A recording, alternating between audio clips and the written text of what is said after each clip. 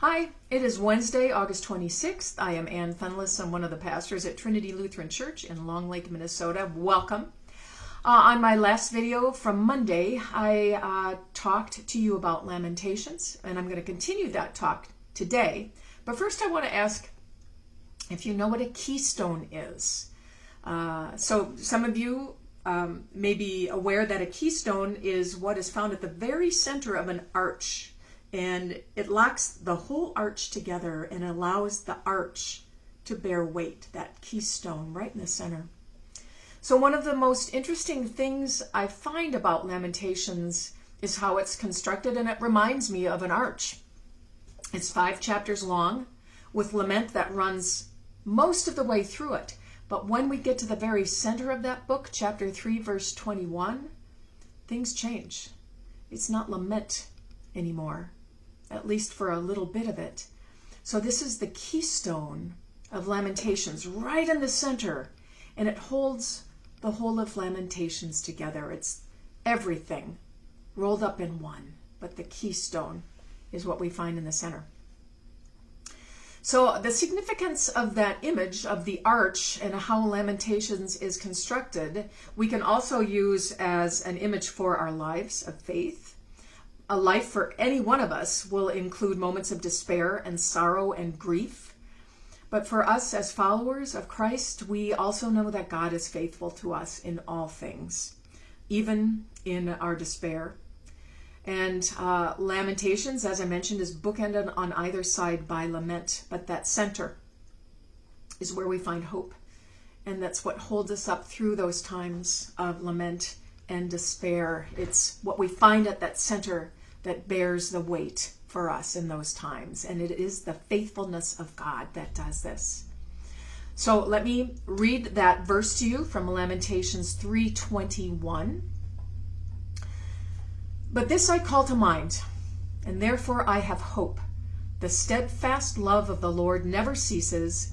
His mercies never come to an end. They are new every morning. Great is your faithfulness.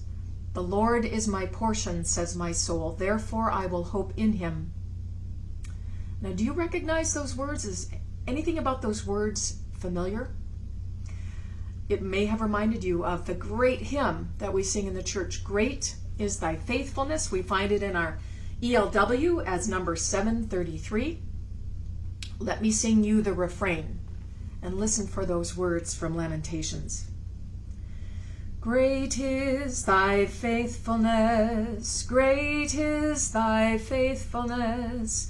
Morning by morning, new mercies I see. All I have needed, thy hand hath provided. Great is thy faithfulness, Lord, unto me.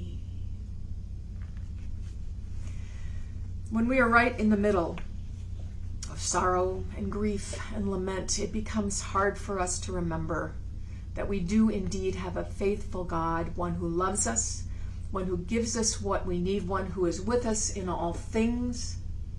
But it's scripture like this little tidbit from Lamentations or what we find in the hymn.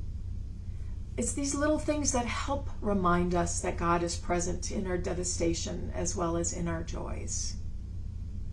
So each time we are reminded of this, we can remember anew that God has not gone anywhere. God is not going anywhere.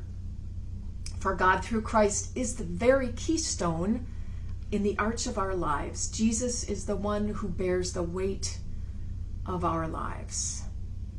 So let me leave you today with one of my favorite verses in all of Scripture. It's from the New Testament, Colossians, Paul's letter to the Colossians, chapter 1, verse 17. Paul writes this about Jesus.